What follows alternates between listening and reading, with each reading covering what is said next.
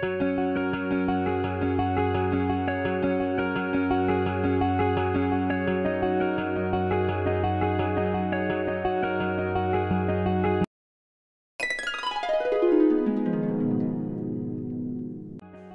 দেখতে প্রায় একটা বছর কেটে গেল। এই সরস্বতী পূজার ব্লগ দিয়ে আমি আমার প্রথম ব্লগ 1 বছর আগে শুরু করেছিলাম। এই পথ চলার মধ্যে তোমরা আমার পাশে ছিলে বিধায় আমি এতটুকু আসতে পেরেছি, তার জন্য সবাইকে অনেক অনেক ধন্যবাদ। Hello guys, welcome to my channel Bengali blog point. আমি আবারও চলে এসেছি নারায়ণগঞ্জের দেওবুক মন্দিরে। সেখানে অনেক অনেক মূর্তি তৈরি হয়, সেখান থেকে আমি আজকে মূর্তি বায়না দেব। কিছু কিছু মূর্তি তৈরি হয়েছে, সেখানে আমি একটা মূর্তি পছন্দ করলাম, মানে আমার ছেলে পছন্দ করেছে। অন্যবার একটু ছোট মূর্তি নেই, কিন্তু এবার একটু বড় সড়ো মূর্তি এবার অর্ডার দিলাম। তো মাটিটা লাগানো হয়েছে, তো এটা দেখে অর্ডার দিয়ে তারপর আমরা বিভিন্ন রকমের আরও মূর্তি দেখছি। এর মধ্যে প্রায় বিভিন্ন মন্দির আছে, তো বিভিন্ন মন্দিরে বিভিন্ন কারিগরেরা বিভিন্ন রকমের মূর্তি তৈরি করে থাকে। তোমরা আসলে যে কোনো জায়গা থেকেই প্রতিমা নিতে পারো। প্রত্যেকটা মন্দিরের কাজই খুব সুন্দর। এভাবেই আমরা আস্তে আস্তে দেখে চলে গেলাম। তার 1 সপ্তাহ পরে আবারও এসেছি। বিভিন্ন ঠাকুর দেখতে দেখতে এক জায়গায় দেখি একটা বিশাল সরস্বতী মূর্তি তৈরি হচ্ছে। এটার দাম নাকি প্রায় 35,000 টাকা। বিশাল একটা মূর্তি। তো ওটা দেখে আমরা আশেপাশের মূর্তিগুলোও দেখছি।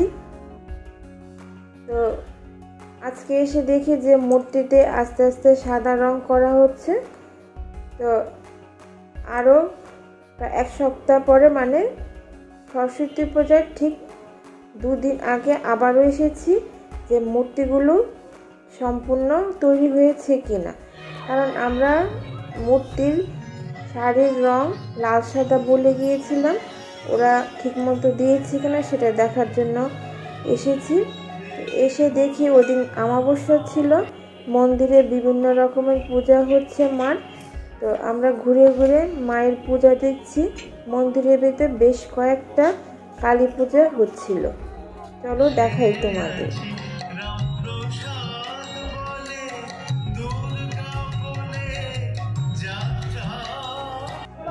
তোমরা তো জানো এবার পঞ্চমী 2 দিন পেয়েছিল। তো আগের দিন যারা পুজো করছে তারা আগে থেকে মূর্তি নিতে শুরু করেছিল। তো আমরা যখন আগের দিন আরেকবার দেখতে এসেছিলাম, তখন এসে দেখি যে অনেকে মূর্তিটা বানিয়ে নিয়ে চলে যাচ্ছে। তো আমরা মূর্তি দেখে চলে যাই বাজারে। সেখানে আগে মুদির দোকানে গিয়ে চাল ডাল যা যা ছিল সেটা কিনেছি। তারপরে ঢুকেছি দশভূজার দোকানে, সেখান থেকে ঘট টট সব কিছু শাড়ি টাড়ি নিলাম। যা যা দরকার ছিল সব কিছু নিয়ে বাড়ি চলে এসেছি। তো পরের দিন আবার আমরা, যেহেতু পঞ্চমী ছিল, আমরা সকালে উপোস করে আমাদের বাসার কাছেই চাষারা মন্দিরে গিয়েছি। এখানে ঠিক পঞ্চমী লাগার সাথে সাথেই সবাই এসে পড়েছে, অনেক মানুষ এখানে ঠাকুর পুজো করছে সরস্বতী পুজো মন্দিরে। যেহেতু পরের দিন সকালে বেশিরভাগ ঘরে পুজো হবে, তাই মন্দিরের পুজোটা আগের দিনই সেরে ফেলছে। তো আমরা এসে দেখি প্রায় পুজো শেষের কাছাকাছি যজ্ঞ চলছে। যজ্ঞ হওয়ার পর আমরা এখানে অঞ্জলি দিলাম। অঞ্জলি দিয়ে আর বেশি দেরি করব না, কারণ আমি পরের দিন পূজা করব, আমার বাসায় আয়োজন করতে হবে। তাই আমি তাড়াতাড়ি পুজো সেরে বাসায় চলে এসেছি।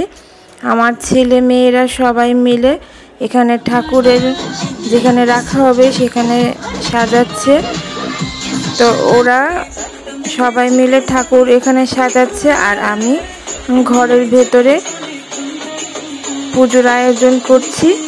তো তাড়াতাড়ি স্নান টান সেরে আমি পুজোর যেটুকু সম্ভব আমি আগের দিন রেডি করে রাখার চেষ্টা করব। যেহেতু খুব সকালে ঠাকুর আসবে, তাই আমি বেশি দেরি করব না, তাই আগের দিন যতটুকু সম্ভব আয়োজন সেরে নিচ্ছি।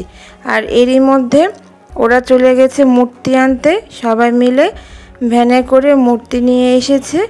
তো আমি এখানে এই ফাঁকে যতটুকু সম্ভব বাসনপত্র সব কিছু ধুয়ে রেডি করে ফেলেছি।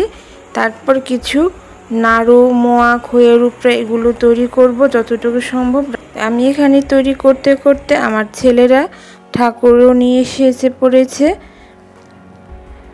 এবারের ঠাকুরটা কিন্তু বেশ বড় এবং অনেক ভারীও, ওদের আনতে কিন্তু ভীষণ কষ্ট হয়েছে।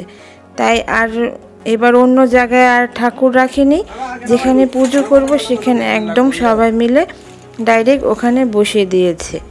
তারপর আস্তে আস্তে এবার সবাই মিলে পুজোর মণ্ডপ সাজাচ্ছে। ঠাকুর আসার পর আমার মেয়ে একটু ডিজাইন করে দিচ্ছে। তো ওরা সব গুছিয়ে মণ্ডপ সাজিয়ে ঘুমিয়েছে প্রায় 4টা, 4:30 নাগাদ। আমিও তখন উঠে স্নান করে এসেছি ঠাকুরের পুজোর তৈরি করতে। এসে দেখি এখনও প্রায় রাস্তা অন্ধকার, কুয়াশা পড়ছে ভীষণ। তো পুজোর যেহেতু সময় হয়ে যাচ্ছে তাড়াতাড়ি করে তৈরি করছি। এরই মধ্যে আমার ছোট জায়েরাও চলে এসেছে। ওরা এসে আমার হাতে হাতে হাত লাগাচ্ছে। ভোগ তৈরি হয়ে গেছে আর ঠাকুরও সময় মতো এসেছে। আর ভিতরে আমার মেয়ে ঠাকুরের সব কিছু স্নান টান সেরে তৈরি করে ভোগটোক রেডি করে রেখেছে। আত্মীয়স্বজনরা চলে এসেছে, সময় মতো পুজো ঠাকুর করতে শুরু করে দিল। ঠাকুরকর্তা পুজোর সাথে সাথে আস্তে আস্তে যজ্ঞ শুরু হলো। যজ্ঞ শেষ হওয়ার পর সবাই আমরা অঞ্জলি নেব। আর যেহেতু কালকে বেশ আগে দিন হওয়াতে বেশিরভাগ মন্দিরে পুজো হয়ে গেছে, তাই এবার আর ঘোরার কোনো প্ল্যান নেই। তো সবাই মিলে অঞ্জলি দেওয়ার পর প্রসাদ খেতে চলে গেছে। আর ঠাকুরকর্তাও আমার ঘরের ঠাকুর পুজো দিয়ে তাড়াতাড়ি চলে গেছে। ঠাকুরের আরও জায়গায় পুজো আছে। তো প্রসাদ টসাদ খেয়ে আমরা আস্তে আস্তে রান্নার আয়োজন শুরু করলাম।